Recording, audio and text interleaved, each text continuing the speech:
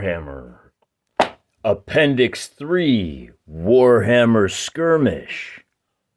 For context, Warhammer Fantasy Battles 6th edition, which we will be using here, was released in the year 2000, which is after Mordheim, the dedicated fantasy skirmish game. Doesn't matter. The only reason I bring it up is that I think that these skirmish rules owe a lot to Mordheim. When a figure takes a wound, we roll a d6 to find out what really happened to him. On a 1 or a 2, he is stunned. On a 3 or a 4, he is knocked down, which we will place the figure face down. And then on a 5 or a 6, the figure is basically knocked out of the game completely. As we discussed in our last video, the undead are starting on the far side of the table. They are going to be trying to attack this little feature down here. I've got 2 cannons. This one's Napoleonic. It's going to be subbing in for another big fantasy cannon. It's all right. It's a proxy, if you will.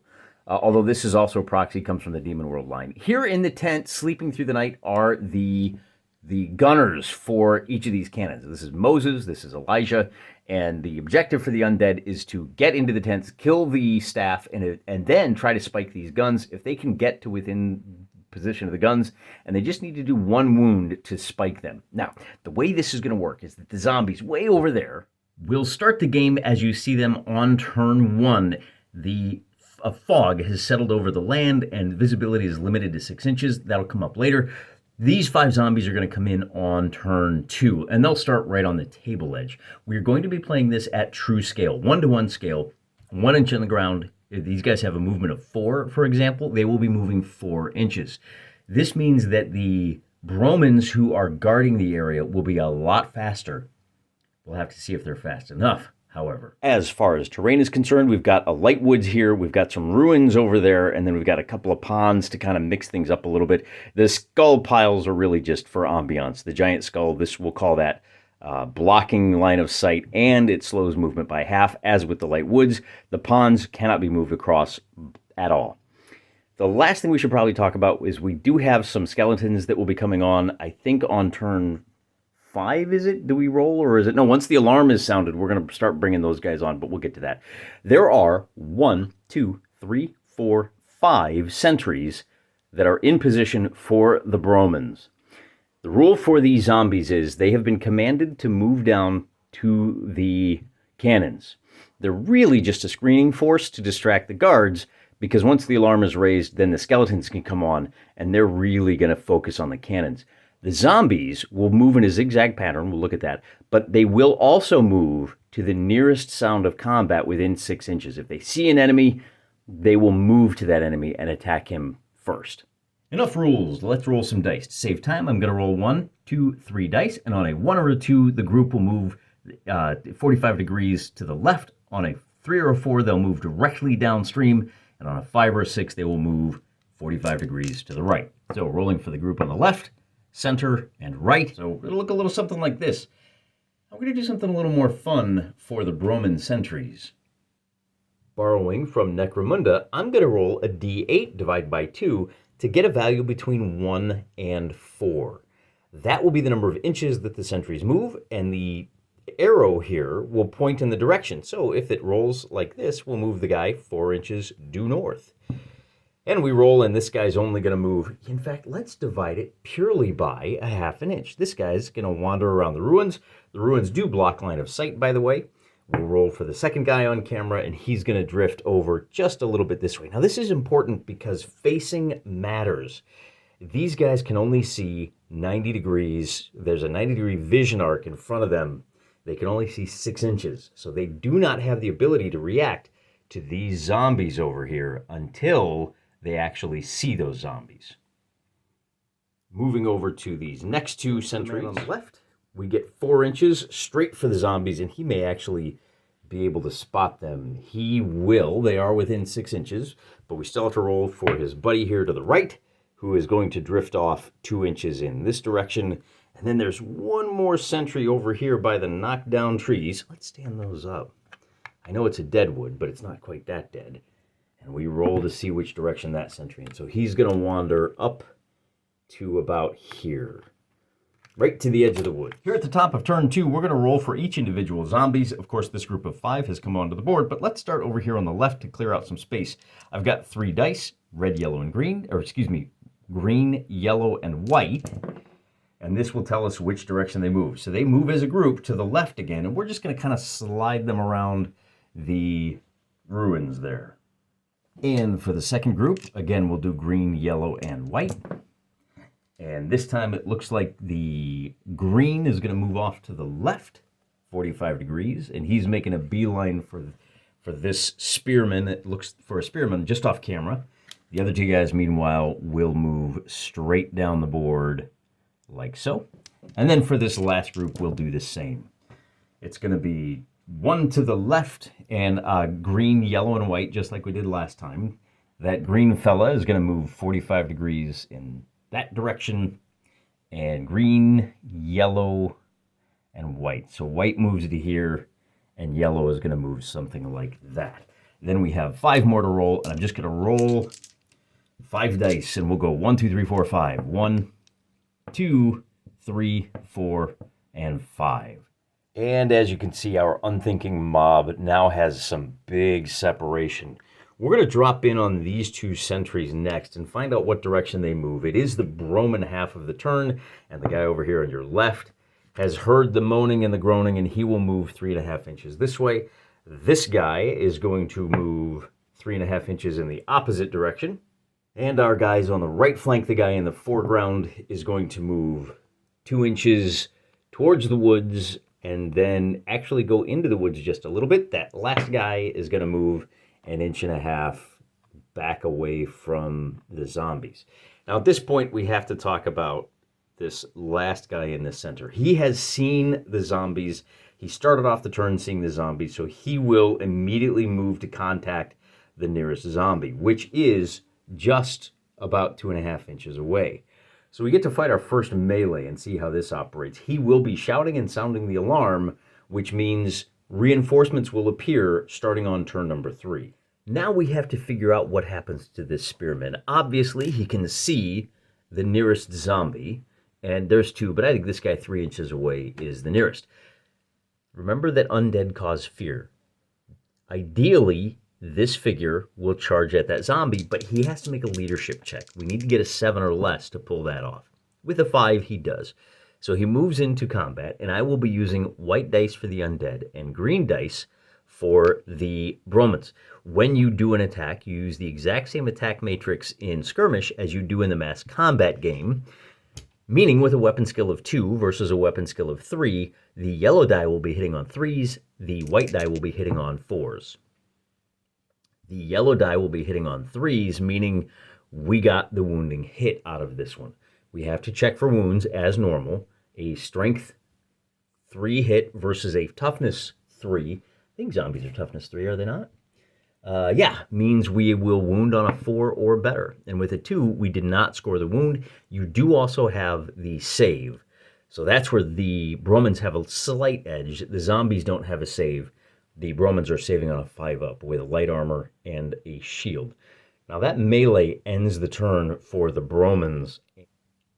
There are only 11 skeletons available. We're going to send them in waves at the start of each turn. D6 of them will appear on the table, and in this first turn, 4 will appear right there. Now they are going to make a beeline for the cannon. That's the point of this exercise.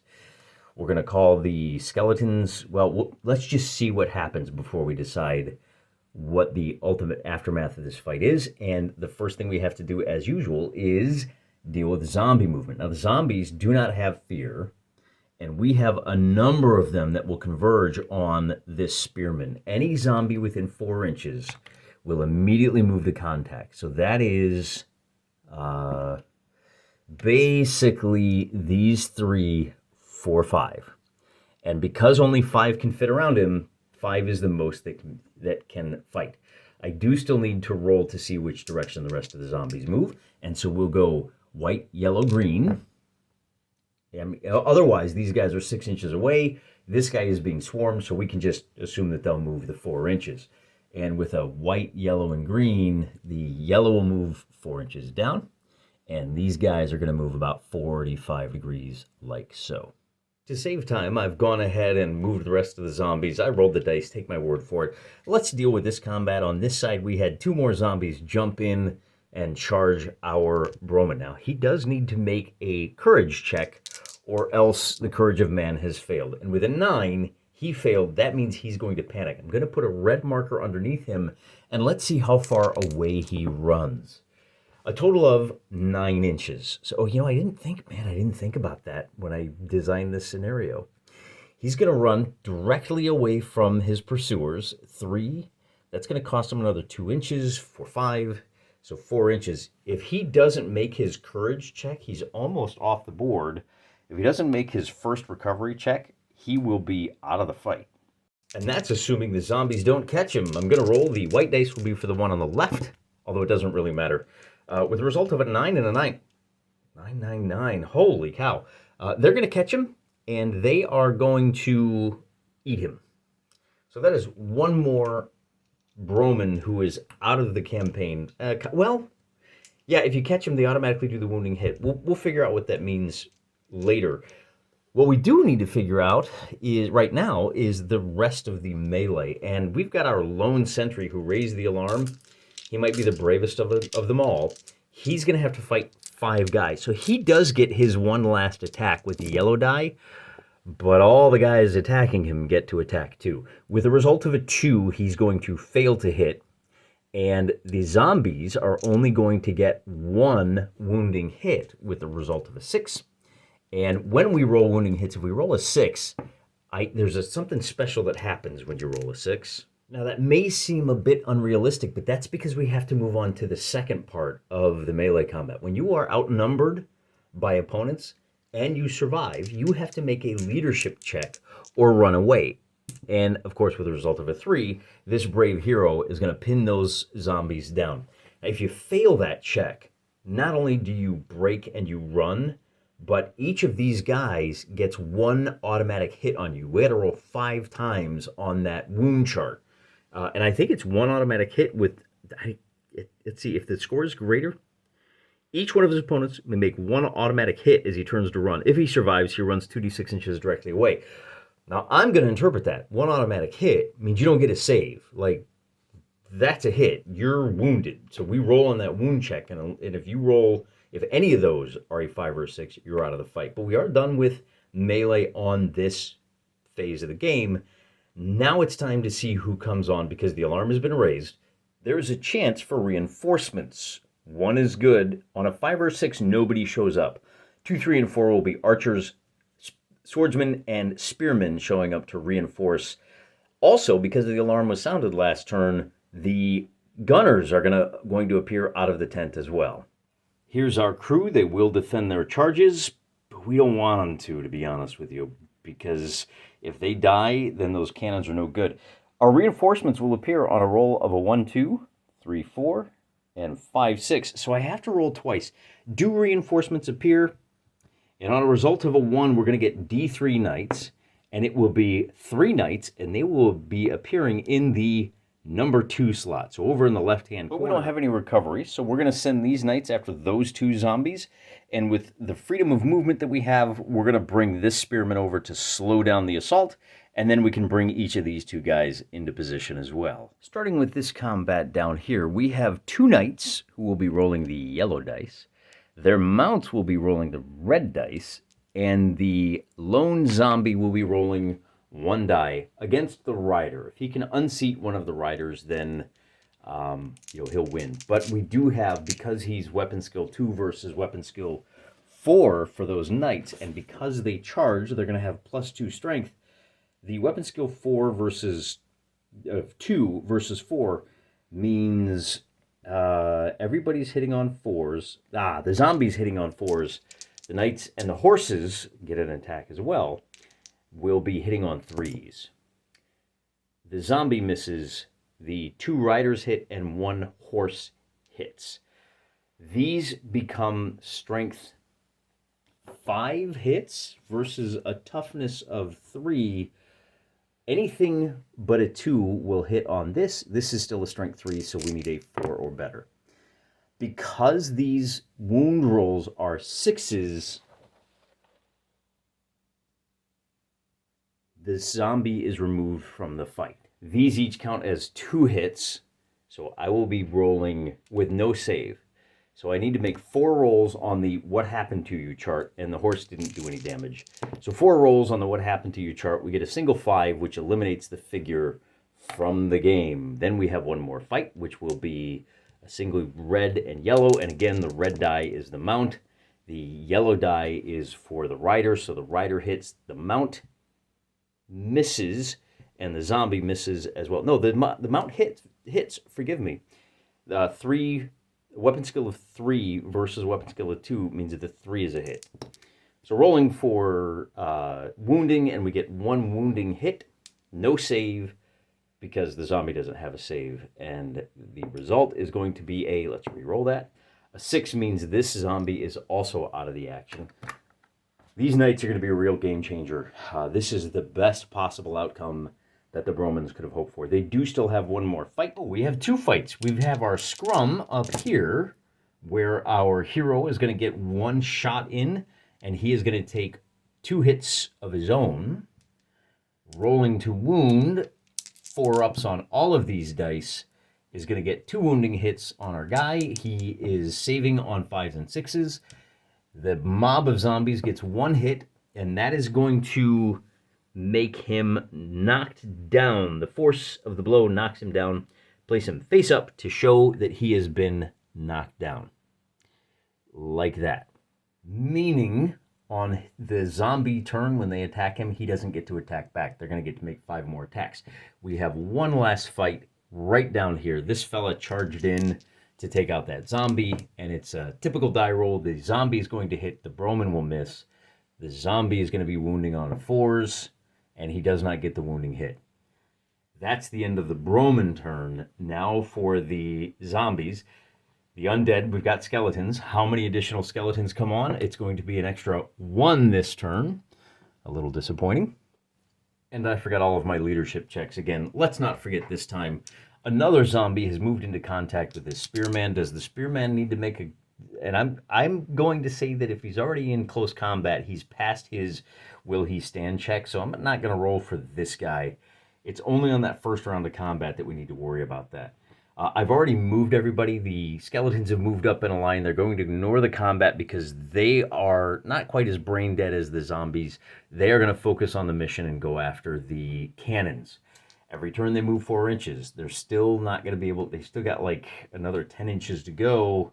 So they're still about 3 turns away. The question is going to be whether they can get there or slow down the knights enough that enough skeletons can get to the crew or not. In the meantime, we have to do this deadly encounter right here in the center of the field. This is the zombie's turn to attack, and because our Broman is lying face up, he doesn't get to make an attack roll. So on a total of 2 hits, we check to wound on 4s or better. We get 1 wounding hit, and to find out what happens, I think because he's already lying down, do we re-roll this and say, okay, now he's stunned? So he turns over. I mean, this could take forever to knock a guy out. I think in this case, if you're already stunned and there's nowhere to go, I think maybe we need to add in like a... I don't see all alone. When you're outnumbered, it just says you have to make a leadership check or you run away. And if you're already laying down, I don't know that you take that. There's also rules for route tests. I don't know that this scenario is really fully in line with the rules as outlined. There's a lot of blank spaces. We're just filling them in as best we can. Now, in this case, we have a melee that is 2 undead versus a Broman. And so we'll roll the dice as usual. But again, even if he survives, he's going to have to make that leadership check just to stick around. He's going to hit. One of the zombies is going to hit. And so this is the wound check. So the yellow die is the wound check on the Broman. So the Broman does not take a wound, but the zombie does. And what happens to the zombie? On a 1, 2, or 3, this zombie is going to, and it doesn't matter which one, he's going to go face down. So at the start of the next turn, we'll turn him face up, and then he can stand up on the following turn. And that saves this spearman. He is no longer outnumbered. He doesn't need to make that leadership check to see if he sticks around. He's feeling pretty good. The odds have just went way up in his favor. That is all of the melee that I have to worry about, but I do have some more movement to do. Our spear guy is going to, we've got one spear guy right down here. He's close enough to charge this zombie right there and tie him up. I'm going to leave this zombie, well, you know, I'm actually going to peel him off. This spearman is going to move in this direction to try to draw aggro from a zombie, and that will leave room for, look how fast these knights are. I have to roll a leadership check. Hi, look, I remembered this time. I'm getting better. On a result of a 7, he succeeds. So will he move to engage, or is he just going to stand around? With a 6, he will move up, and we'll put him directly in contact with one of these zombies. Now, on this turn, he's only going to have to fight one zombie, but of course he's going to get dogpiled by 4 more of them next turn. I have a second knight who wants to engage this zombie, and on a result of a 3, he will. And a third knight charging through the ruins will try to engage that zombie, and on a 5, he will. So our knights are some brave fellers. And look, we're already in good position that we can roll for these combats. Now, in this case, we've got a combat here, and that will be, the horse is going to miss, the zombie will miss. We get 1 hit from the knight. This is +2. Anything but a 1 will deliver a wounding hit, and the result of that wounding hit will be lying down. He's stunned. Now, the question I have here is, how do we deal with leadership checks for the undead guys, right? I mean, with the mass battle, we know how it works. Whatever you fail your leadership check by, that's how many guys you lose. I think we just, when we have to roll for recovery, we just roll to see if they make the leadership check, and if they fail the leadership check, they're dead. Is that how it works? I don't know. In the meantime, we do have another combat that we can, and I'll figure it out when I have to. We can do this second combat right here. Same rules apply. The knight is going to miss, the horse is going to hit, and the zombie will miss as well. So this time the horse does not get a wounding hit, and we have one more shot right here, or I should say one more combat, in which, again, the horse and the knight are both going to hit. The knight did charge, so the horse is wounding on a 4. The knight is wounding on a 2 or better. That's a little embarrassing, fellas. And interestingly enough, once they get dogpiled, these knights are going to be looking to see if they run away. We're going to be rolling 3d6 to see if they get chased off. Even under these ideal situations, I don't know that this is a particularly fair fight for the Bromans. Be that as it may, we got to do this combat first. And this is a simple one-on-one. 2 guys hit. The yellow die is the check to see if the Broman is wounded. 2 guys are wounded, and again, the yellow die is the results. So the Broman goes face down, and the zombie is removed from the field of battle. We have one more fight over here, and in this case, it's going to be wounding hits all the way around. Well, it's going to be hits all the way around. The Broman is not wounded, the zombie is, and in this case, the zombie will be placed face down. That is the end of the turn for the undead. No, our Bromans fought. Oh, you know what I forgot, though? Our Bromans also get reinforcements, and this time around, they got... Oh, I rolled a 5, so nothing showed up this round. Could be a problem. We move on to the undead turn, and we got to do some movement. First, we'll roll to see if any more skeletons come on. 5 of them. A lot of action in the center of the table. The zombies over here have flipped to face up, and because their opponents are otherwise engaged, in fact, this guy's still laying down on his face, they don't have to worry about getting dealt like a coup de grace. As you can see, our skeletons have all moved up. We only have one more skeleton to add to the table, so if the Bromans can just get a little bit more reinforcements on the table, get them in position, they still have a chance. In the meantime, we're going to work our way from left to right, and these 2 zombies are both still in the fight, so we will roll our attacks. Stand up, silly.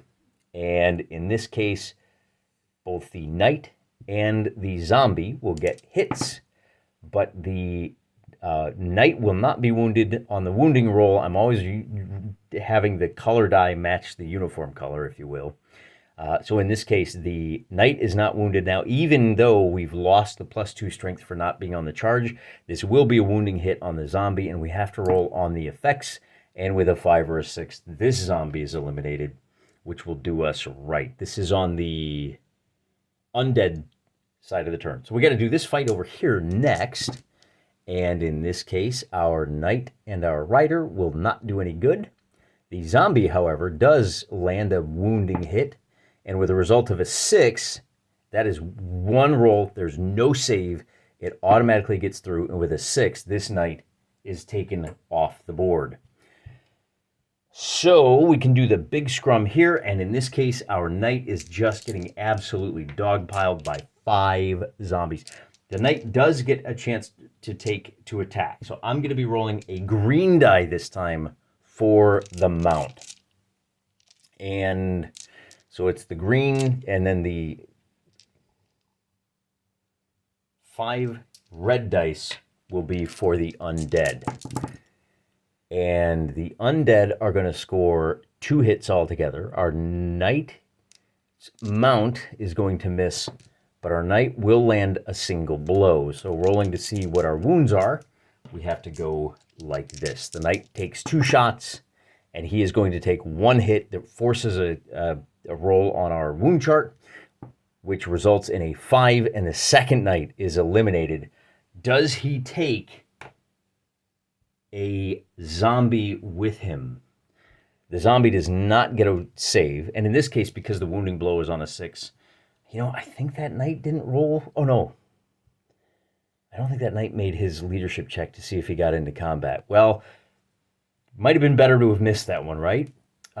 We still have to figure out if that zombie, what happens to that zombie. And so one of those zombies is going to take a 4, is going to go face down, and then we are on to our guys on foot. I've only got one guy still on his feet, and we're going to get 2 hits. And for the wounds, the Knight does not take 1, and neither does the zombie. So not a lot of action on this side of the table. But these guys, moving on to the movement, this guy will recover by turning face up. He is still stunned. Now, you can only do that if you have a friend nearby. I think that's the other thing that I'm not sure I'm doing right. We'll move this spearman to engage a skeletal spearman. And because this is the Broman side, we'll charge into combat here. Oh, we need to make a leadership check. And on a 7, we'll succeed there. Does the Knight succeed on an 8 or less? And on a 9, he will not. So he's just going to stay there. He will not act this turn. I do need to find out, did we get any reinforcements? On a result of a 3, we will get D6 swordsmen. How many swordsmen, you ask? 2 swordsmen. And where will they appear? And they will interpose themselves right here. 8 inches brings them just in front of the cannons that they are designed to protect. Both of these guys have, I think this guy's actually wielding an axe. It counts as a 2-handed sword. They don't have shields, so they save, they've got heavy armor, so they're saving on 5-ups. And with that, we have 2 combats. One here that will result in no hits. Remember, it's hitting on 3s and 4s. And a second one over here that will result in a single hit for the undead, which will not wound. The fight continues. He is still not classed as being outnumbered because the other zombie is down. Since that's the only melee combat we have, we move on to the undead turn, and this zombie will charge this Knight. The Knight has to make a... we're gonna have to re-roll that. He's going to have to make a leadership check of 8 or less. He gets a 6, and he will stay, but he didn't charge, so he doesn't get the bonus for that. In the meantime, this zombie will turn to face up. It's really hard to eliminate figures in these skirmish games. This zombie will stand up, which means he is able to fight, and this zombie will stand up, and so now we have an outnumbered. This skeleton will charge into combat here, and the only other movement that we will see is we do have our last reinforcement appearing, and then that skeletal wave is just going to march down the field. With all of the action visible, we can start over here where I'll point out these two zombies. Remember, the zombies move to the sound of combat. So all of our spearmen are engaged over here, and the skeletons are still moving south. They are going to have to deal with 5 defenders at this point. For the melee round, and we only had the one last skeleton, but so we do have a line of, we've got 4 here, we've got 1 here, 5, and then 1 more following suit. We can do this combat first, and both of those zombies moved into position. So it's going to be 2-on-1. Soon to be 4-on-1 if this knight can't get the job done. His mount does get an attack, so again, the mount will be hitting on 4s. That's a miss. This is a miss, but each of these are hits. Are they wounding hits? Let's find out. I'm going to re-roll that.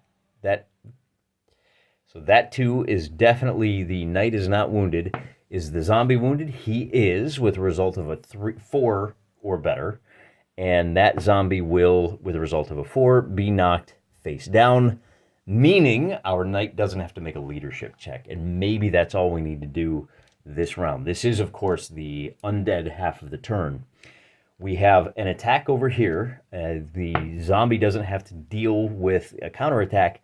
The zombie will hit. The zombie will wound. The hero will fail his save. And then we roll, and he is going to be out of action. Since he is already face down, he's already stunned, we're just going to say, look, you 2 stun results means you're done. Can't defend himself. So we have a combat over here where 2 undead are fighting, and nobody's going to do anything, except because he's outnumbered, our Broman has to pass a leadership check, and with a 7, he will continue to tie down those 2 zombies. That brings us to the Broman turn. They are going to get no reinforcements. Well, that makes it easy. We'll move to engage 2 of these skeletons, slow them down a little bit, and I think that's the only movement we have left to do. We can move over to this combat where our knight is hoping to put that zombie, that first zombie down. The zombie is going to hit the zombie and the knight both hit. The horse tries to kick and does nothing. Nobody's going to take any wounds, and then we can do this fight. It's a zombie versus a spearman. Both of them are going to hit. Nobody's going to do any damage. And then we have a 2-on-1 over here. So double teaming means that we get 1 hit on each of these guys. Are they wounded? The Broman is not. The zombie is. And the zombie with a result of a 5 will be removed, meaning our defender is no longer outnumbered. At least on this part of the turn. It is, of course, still the Broman turn, which has 2 more fights to go. Now we've got a couple of swordsmen, where things get a little bit more complicated. The Bromans have great swords, meaning the zombies get to attack first. And we're going to roll for each zombie. That's a miss and a miss.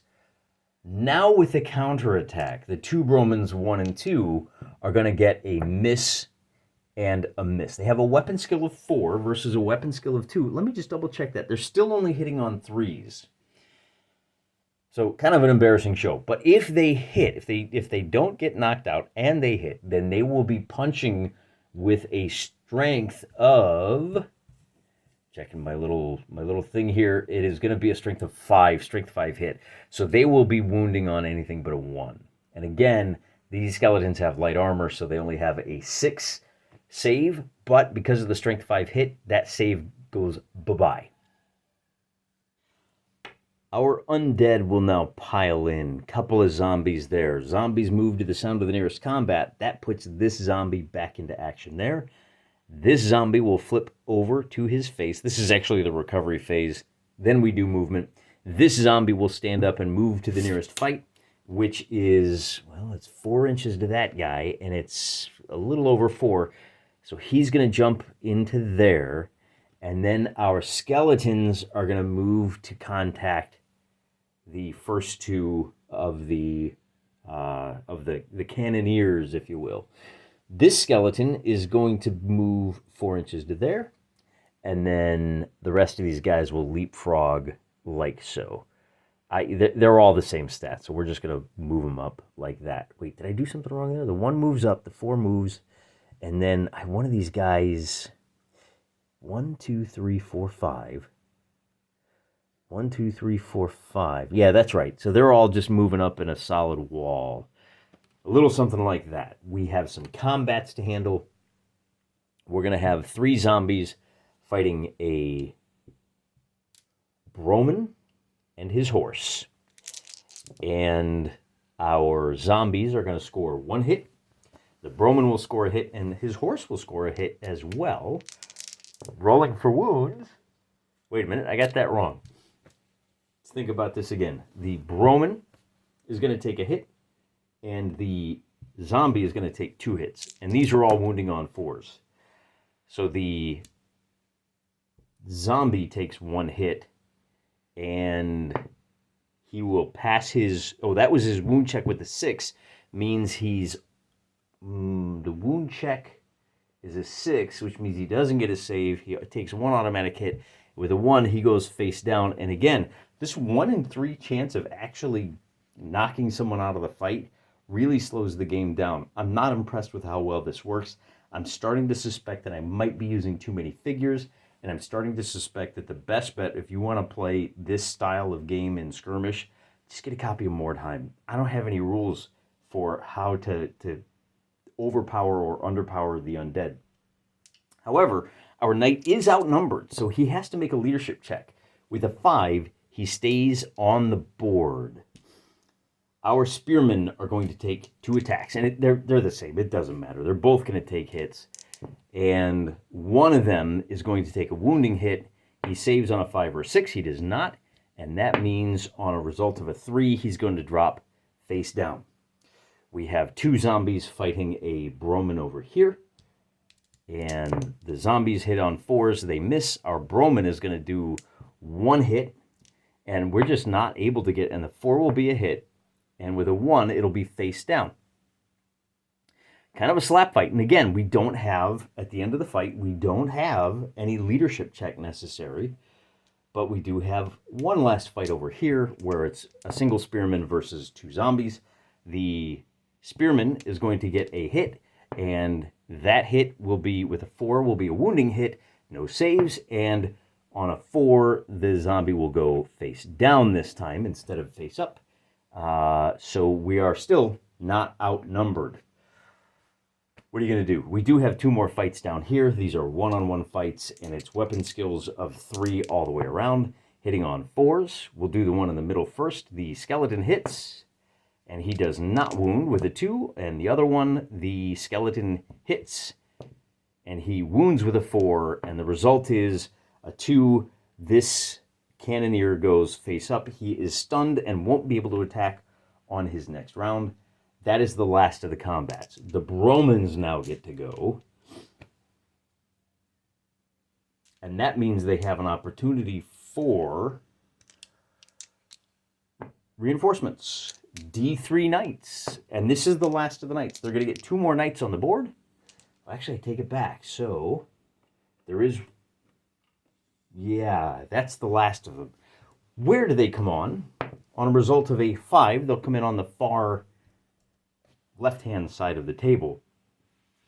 In fact, they're the only ones that have any movement to do, and they are going to appear and be just close enough to charge into combat with this skeleton, if he can pass a leadership check, which he can. The second knight is going to have to charge... Well, that's 12 inches right there. They can move 14, so he's too far away. I think he can just make it to this guy if he passes a leadership check, which he does with a result of a 5. That's the only movement we have for our Bromans. Well, we do have some recovery. This guy will flip to face up, and then he can stand up on the next turn. Now we have a whole lot of combat to do. We've got a one-on-one down here with a cannoneer. Nothing doing. 4s all the way around. We've got a charging combat right here. Horse, rider, skeleton. Everybody is going to hit. So I'm going to roll for 2. let's see, we got 1 hit on the rider, and we've got a strength 3. Now, this was a charge, so this is going to be the strength 3. This will be the strength 5 hit. And that's important because the strength 5 hit does not get a save. So the fact is, the only wounding hit that we've got is against the skeleton, and he is going to be eliminated from the game. Then we have a swordsman up here who is going to have to weather an attack, which is a miss. Then he attacks back and he misses. We have a second charge over here. Horse, rider, skeleton. The rider misses, but the horse and the skeleton hit. So this will be the wounding attack against to see if the rider is hit. I always just roll against the rider because if he's down, it doesn't really matter. Both of those are going to hit. Both of them are going to need a save. So does the skeleton save? No. The rider does. The skeleton does not. The skeleton suffers a face down result. Oh, man. I wonder if we should include the penalty to saves against that die roll. That might be a good little rule to make these combats actually operate the way you'd expect them to. We do have a rider up here fighting against 2 zombies. So let me grab 2 white dice. The rider and his horse. And the zombies are going to score 1 hit. The horse is going to score 1 hit. And we'll roll to see. We get 2 wounds. And we get the rider is going to suffer. He's going to save. The skeleton will not. So the skeleton, or the zombie rather, I should say, is... Oh, the zombie doesn't have. He's going to go face down. And the rider doesn't have to make his check. We have a one-on-one over here. Nothing doing. And we have a one-on-one over here. I'll say this. The fights do go pretty quick when you're just rolling 2 dice. Nobody's going to do any wounds. This is our wound check. Only wounding on 4s. And we can now flood the zone. It is the skeleton's turn. And we're going to put a skeleton attacking this guy. We will... I guess we should do recovery first. So this skeleton flips to face up. This zombie stands. And this zombie stand. No, these both go to face up. Anybody else? Yep, we got a zombie that rolls over. This zombie rolls over, ready to go. And then we move on to just our regular movement. They cannot charge, so our wall of skeletons is happy to shift over in this direction. Getting closer, trying to get in there. We're going to move to pin this rider, and then this skeleton doesn't quite have the movement. He's going to get to right about there. And I think that's it. Well, he can't get there because it's a combat, so he's going to have to move into combat with one of these 2 guys. Unless he runs around, because remember, the skeletons just want to get these guys or the cannons destroyed as well. In fact, why don't we go ahead and start with these 2 combats? Because once... man, but how does this... Oh, this guy stands up too, doesn't he? I feel like this is going to take a long time. I'm not sure I really like this style of skirmish game. I forgot to roll for reinforcements. We are going to get no reinforcements. Hey, at least the game's going to be shorter with all those muffed reinforcement rolls, huh? Oh, no, it's not reinforcements because it's the undead turn. What am I talking about? The undead have moved. We've got 2 fights here that are going to be one-on-one. The first is going to be the, let's see, 4s to hit. That's nothing. 4s to hit for the second one. The skeleton will get a hit. He will wound. And there is no save, so then we roll to see the effect. And we just go back to face down, because why would you want the game to end in a reasonable amount of time? We have 2 zombies attacking a horse and rider. And we're going to get 1 hit from the zombie. And he's going to roll a 1 on the wound roll. But that's okay. They're still pinning that knight down. He's doing his job. We've got a one-on-one over here. Everybody's going to get a hit. Everybody's going to get a wound. And then nobody's going to save, which means both guys are going to get the zombie will be knocked out of the fight, and this guy will be in the middle. He's going to be, so he's got, the zombie is a 5, he's a 4, he goes face down. We got another fight over here where everybody's going to hit, wounding on 4s, but nobody's going to take any wounds. This knight and his horse will fight a skeleton. The skeleton gets a hit, the horse gets a hit. Everybody's being wounded on 3s. The skeleton takes a wound. He does not save, and he suffers a lie down on your face result. He'll be able to flip over to stunned on his turn, but that's it. I have another 1v1 down here, and I think this is the last of them. No, oh well, that's the skeleton is going to miss, and that's going to be the end of that fight. Then we move on to the Broman turn. So now we check to see if the Bromans get any reinforcements.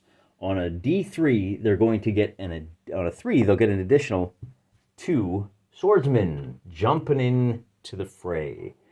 These guys have two-handed swords like this, and like, well, let's go. Here's another good two-handed sword guy. I like that guy. And they're going to appear, and they're going to rush up to here and lay in another screen. So they'll draw a couple of more skeletons. And that will, we have a rider here who is going to charge. Oh, what do we do here? He doesn't have a straight line of attack on this. This melee is in the way. Who can he charge? He can charge that skeleton that I forgot to move. He should have moved up 4 inches. So we will at least get one charge there. Do we have any recovery? Our cannoneer will flip to face up.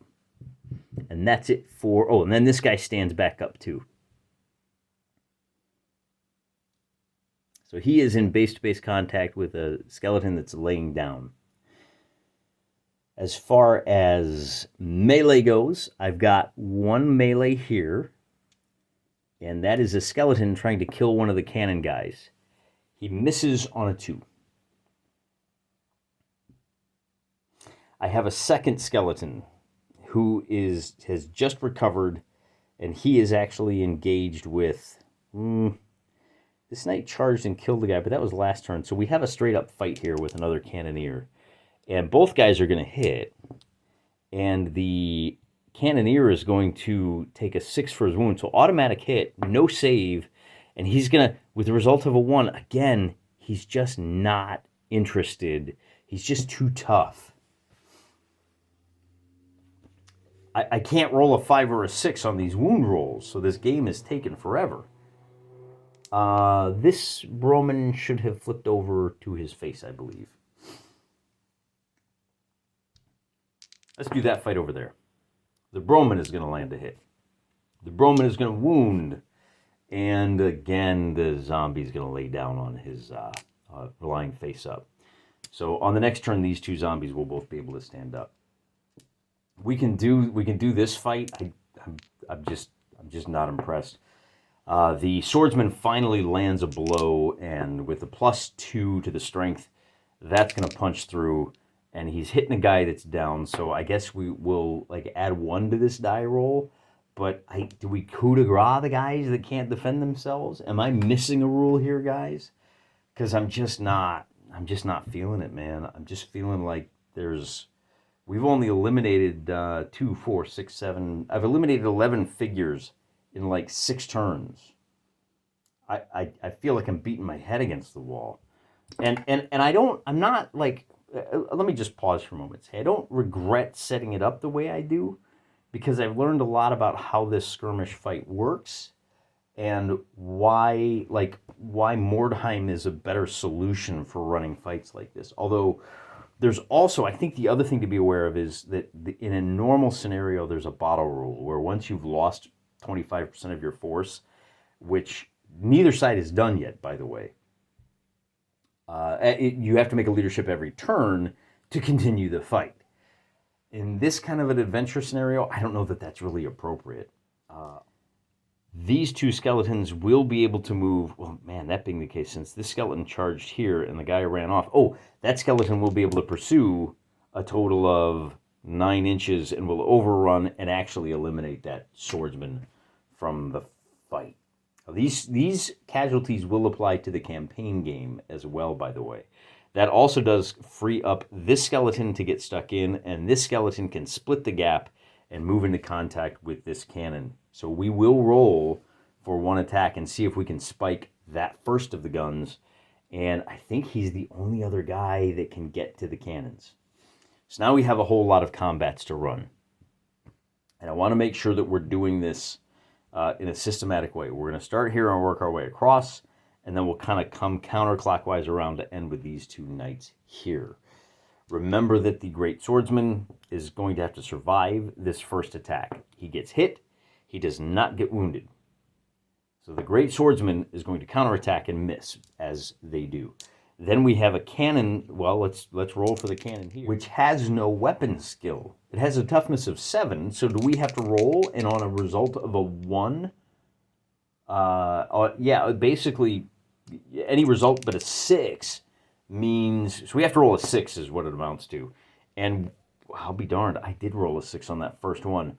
So he is going to do the 1, now, so again, in a normal fight, that toughness of 3, it's got 3 wounds. We have to roll 3 6s in order to destroy this cannon. I don't know about that. Tell you what I will do. Let's see what happens. I'm going to put a little 1 wound marker down on that. Because depending on how the rest of these fights go, we may be able to... maybe that's enough, right? We're going to have another skeleton in there making his attacks here pretty soon. And if there's no defender, then you're just, making those wound rolls. Do I roll to see if it goes face up? Is it stunned? Is it knocked out? No, it's just, we rolled the 6. It's good. So as I said, we got to fight this cannoneer, and we're going to get 2 hits there. And the cannoneer takes a wound. He does not get a save. And on a result of a 6, we've eliminated one of the cannon guys. So we're a third of the way. Oh, actually, it's not the guy laying down either. He's laying down face up. It's this guy. So that springs us loose that we may be able to trash old Moses. Now here we have a fight where the cannon guy does not get to counterattack. And with a result of a 5, it's going to be a hit. But with a 1, there's no wound to the guy laying down because he's still tough, I guess. I have another swordsman here who's going to weather the attack and counterattack a skeleton, and with a 5 he will hit, with a 4 he will wound, and with a 5 he will eliminate that skeleton. Then we have a 2-on-1 over here, and these never pan out for the zombies, but at least the zombies are keeping that guy out of the fray. The guy is going to hit, one of those zombies is going to take a wound, and it's going to just knock him back down on his back. So, you got that. We have an attempted coup de grace here, which will miss, and we're back to the horse and riders. Where's our, red die being the mount. The rider and the mount, everybody's going to get a hit. The rider will take 2 wounding on 4s. The skeleton is going to take he does get a save, but that fails. And we roll the d6, and with a 3, he will go down onto his face, which frees our rider up to maybe get down here and protect the cannons. I don't know, he's still in contact. We have a rider over here who gets to make 2 attacks without a counterattack. All the zombies are dead and gone, and with a 2 and a 2, he's going to miss across the board. We probably should have moved him out of there now that I think about it. We brought him down here to stop some of these guys. That's the last of the attacks. It is going to be the Broman turn, and that means the guys that are face down are going to stand up and get to fight. The guys that are laying on their faces will turn to lay on their backs. And is there anybody else? Yeah, this guy stands up, and just like that, we're fully recovered. So we run through the fights again. Down here, it's going to be the skeleton attacks and hits with a 5, wounds with a 4.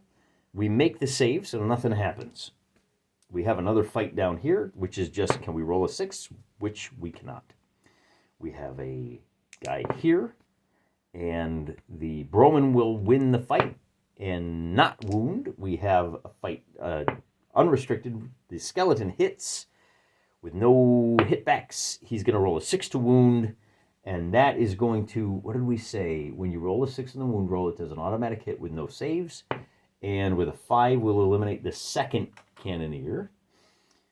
The Bromans will have charged here, and we're going to charge. Oh, we probably should have charged down here. He's not engaged, so let's do. Although, can you move away from when everybody's laying down, face up, face down? I guess. I don't know. The rules really aren't that complete. And then we have a couple more guys that can kind of pile in and maybe distract down there, but I got to be honest with you. At this point, I don't get it. The Bromans have a chance. We do have to make the fear check. And with an 11, this guy's going to stay here. Or does he run away? He does not move into contact. And so we have to see if this guy moves into contact with the skeleton. And with an 8, he's going to just stand there. This guy is going to try to get into contact here. And with a 7, he will. But he does attack last. So what does that mean? Well, we'll roll for the full fight because our man, I don't understand how this works. You attack last. Well, what does that mean in the context of this skirmish? Do we fight 2 separate battles? There's just not in the 3 or 4 pages that we have. I don't think there's enough information really. I'm gonna roll the green die for the swordsman, and we'll just see what happens. Because any wounding hits will go against this guy, against the knight, so the swordsman will still be able to... Is it even more? Yeah, our great swordsman is still going to be able to attack. I guess. Well, yeah, regardless of what happens here, our great swordsman will still get to attack. So the mount is going to hit, the great swordsman will also hit. So that skeleton is going to take 2 wounding hits. And our great swordsman is going to hit. And the skeleton does not get a save. So that skeleton will be eliminated. And you really kind of got to play this out, don't you? We have another one-on-one here because these casualties will carry over into the next game. The skeleton is going to land a hit on this crewman. And with a 5, he will wound. So we check to see the results. And with a 5, this last crew member is going to die. And that's going to be the end of the cannons, which I'm not terribly upset about because I think that if these cannons were involved in the siege, it would basically just be the end of it. I mean, they could just stand off, and we would, instead of running a siege, we would have to run another running battle to see if the skeletons could, I don't know. I mean, the cannons could just sit back and shoot the hell out of the castle walls and the gate, and that would basically negate the need for any of the other siege rules, which is what we really want to start experimenting with. In retrospect, this was a suicide mission. I mean, if undead can really technically be considered to be committing suicide, because with the cannons done, the mission accomplished, they crumble to dust, the Bromans brush them from the field, and ultimately what that does is it reduces the number of the undead to the number that I have in my collection. At least for the skeletal spearmen. It does mean that the Bromans are going to lose the services of 4 spearmen and 1 great swordsman. So I'll pull those off the rosters. And of course, the 2 cannons are going to be persona non thank you for your service. Oh, I did forget. They're also going to lose 2 of the knights, but I don't know how much knights are going to be of use in a castle siege. Tune in next time to find out. Until then, remember, I'm praying for you.